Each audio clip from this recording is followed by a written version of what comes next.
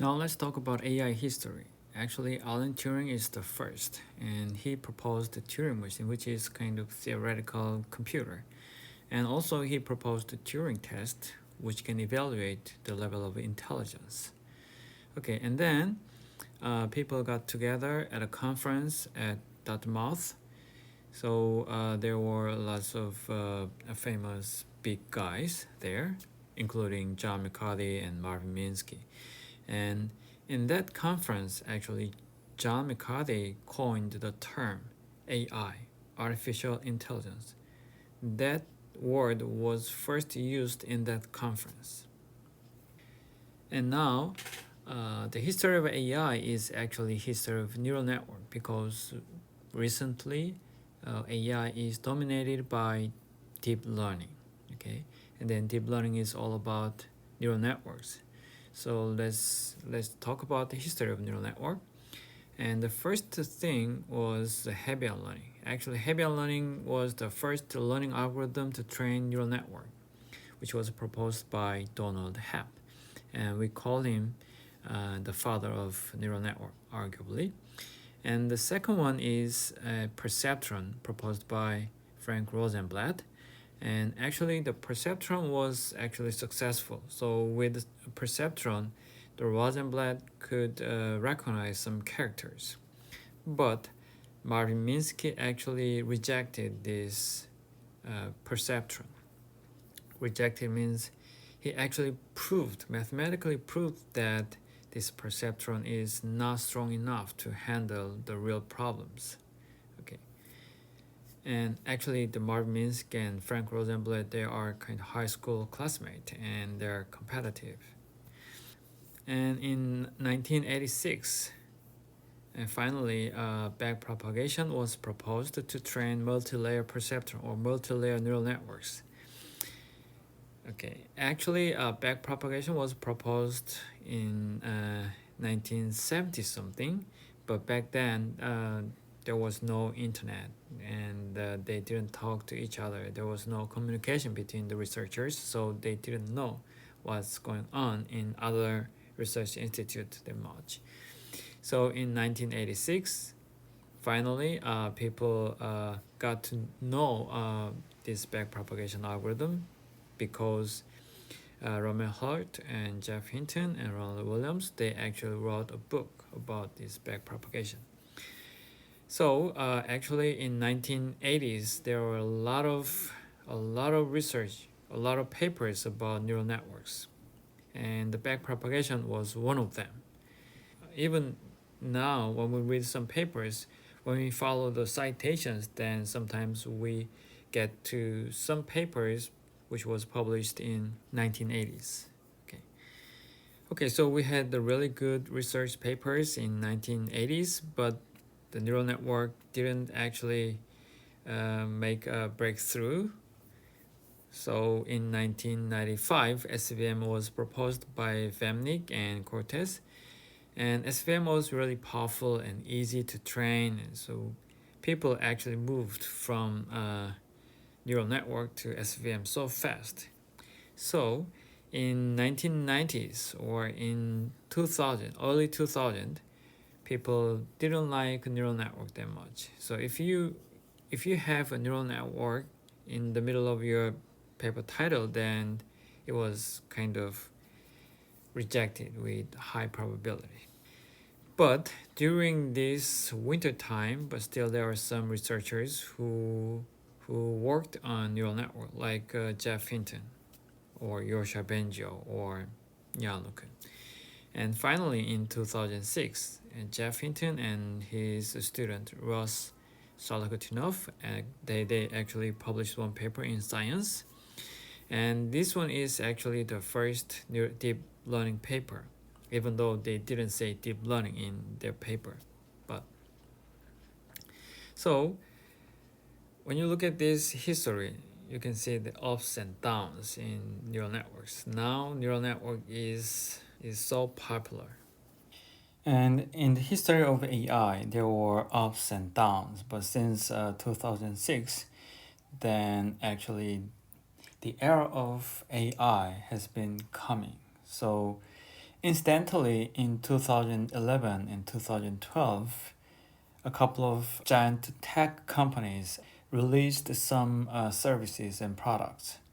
And the first one was IBM Watson. Actually, IBM Watson won the victory on Jeopardy show. And Apple Siri was following. And the Google Now was not that popular, but anyway, Google actually started this service in 2012. So many big giant companies started AI systems accidentally in the similar time. On mass media like New York Times and CNBC, there were lots of articles about deep learning and AI. So if you take a look at one of these examples, like this one, how many computers to identify a cat? This is quite a popular article about deep learning. Actually, this one is actually one of ICML conference paper, and when the paper was published at the conference, almost at the same time, actually this news article was published. So interested in what's going on in the research. And can you read this title? The title of this article says, "Scientists See Promise in Deep Learning Programs." So before deep learning, people didn't expect anything. From deep learning, actually, lots of people actually expected something great. And that was not it. In 2013, actually, MIT Technology Review published this article, 10 Breakthrough Technologies in 2013. And the first technology was deep learning. And they said AI is finally getting smart. So before deep learning, actually, AI was not this smart. So people didn't expect anything from AI. Now, deep learning got popular. But back then, in 2013 in Korea, nobody actually was talking about deep learning. Actually, we started talking about deep learning from Samsung. But other than that, we didn't have many researchers working on deep learning back then. And AlphaGo. So everything has started with AlphaGo in Korea. As I said, before AlphaGo, no one, actually a few, but okay, with a little exaggerations, actually no one was talking about deep learning. No one was talking about AI. But after AlphaGo, everybody was talking about AI. Okay, so I think AlphaGo is kind of gift from God. Okay, since then, the market has changed and the research community and researchers, everything has changed. And AI speakers are kind of the next battlefield, one of the next battlefields. So there are lots of giant tech companies making, AI speakers. So Amazon Echo and Google Home and SKT Nugu and the KT Gigajini. And the Naver, Samsung and Kakao, and actually they started working on these AI speakers. Because AI speakers are really good platforms to implement AI. So we can communicate with these AI speakers. Okay, and this communication is based on the AI actually. And this AI can connect the users to many different services. So these big companies are interested in AI speakers. This slide shows some impressive story about the history of the computer taking control. So you can read all these things by yourself, but let me focus on these two parts. So around 1900, completely automated push-button elevators available in small apartments. It means automated push-button elevators are available in 1900, like today's elevator. So if you want to go to like a fifth floor, then you push button 5, and then that's it. Then automatically it goes up and it opens the door when it gets there. In 1950s, automatic push-button elevators introduced en masse.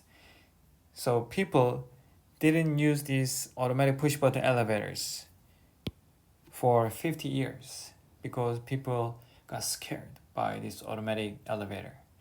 So I want you to think about self-driving car. So currently, if someone pushes me to a self-driving car, then probably I'm gonna be scared. Okay, so if the car is driving itself and I don't have any control there, then it runs at high speed, then I'll be scared. But it's just a matter of time. So when time goes, and then probably people will accept self-driving car. Okay, so it's kind of a big trend in AI. Okay, and the next one is quite important. Some people say that AI will fight against us, human, but that's not gonna happen probably. And we have to collaborate with AI. We should not compete, okay? Because if AI can do that, then AI can do better than us. So if AI can do that, whatever it is, if AI can do that, then we have to let AI do, and we have to do something else. And we have to understand how AI works, and we have to think how we can take advantage of AI, or how we can collaborate with AI. Look at these examples. Ultimate Go Challenge in 2017. And actually, in this challenge, AlphaGo played Go game against Koze. Obviously, yes, AlphaGo won. And after that, there was another kind of game. So one human expert plus AlphaGo, and in the opposite side, and one expert, human expert, and AlphaGo. So AlphaGo plays, and then AlphaGo plays, and one person plays, and the other one person plays. It means this guy should understand what AlphaGo does. So when AlphaGo plays, then this guy should understand what's happening. And also, this AlphaGo should understand when this person plays, right? So they should understand each other, otherwise they cannot win. Likewise, we have a couple of examples for collaboration with AI. Okay, and then this slide explains why AI has not yet come. Okay, so there is an excuse. So these guys are big guys. And let me take some quotes. AI is whatever hasn't been done yet. And when we know how a machine does something intelligent, it ceases to be regarded as intelligence. So when we don't have that system, that it looks like, oh, that is magical, which can be done by intelligence. But when we implement that in a computer, then it looks like just computation. No magical things at all. So we don't count that as an intelligence. So when we don't have that, it looks like an intelligence. So when we actually have it, then it doesn't sound intelligent at all. It's just a result of computation. That's it. That's our excuse. We have made a lot of progress in AI, but it looks like we didn't do anything. But here's an excuse. And some people get scared by AI, and they think advanced AI, might be an existential risk. Existential risk means this thing could destroy the human beings. That is existential risk. So there are a couple of examples, like nuclear terrorism and nuclear nature of pandemic, like coronavirus, and nanotechnology accidents and nuclear war, etc. And superintelligence AI is actually the second risk. So people get scared, but what I'm saying here is that you don't have to worry about AI. AI is not an existential risk. And practically, these are actually the problems that AI can make. So first one, your AI system can be affected by viruses. That is really dangerous. Okay? And the AI can be misused by people with bad intentions. Okay, so if you make a tool, then it can be used by good people, or at the same time it can be used by bad people.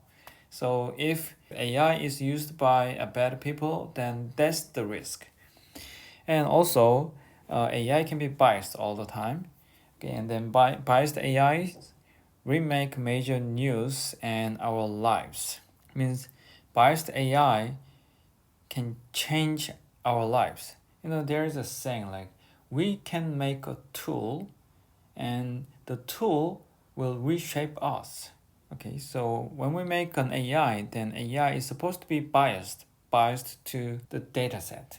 Okay, and then that AI will reshape our lives. That's the problem. Okay, and then AI could take over roles. Think about these examples. Every night, kids could ask to read the same kind of tales. But actual mom or dad can get tired of reading the same books again and again. But AI can read the same book again and again and again with the softest voice, with the big smiles all the time. Then the kids will get attached to AI more than their parents. That's the problem. So social relations will be different. That is a risk.